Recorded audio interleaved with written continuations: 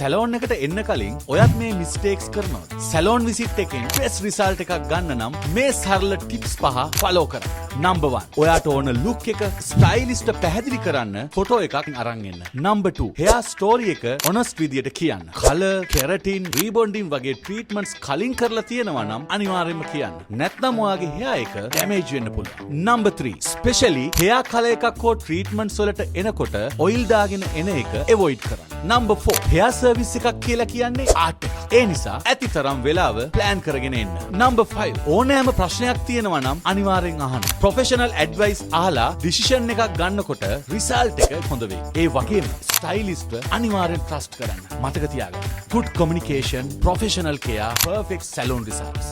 next time salon යන්න කලින් මේ ටිප්ස් ටික මතක තියාගන්න. අදම salon PR එක විසිට් කරන්න.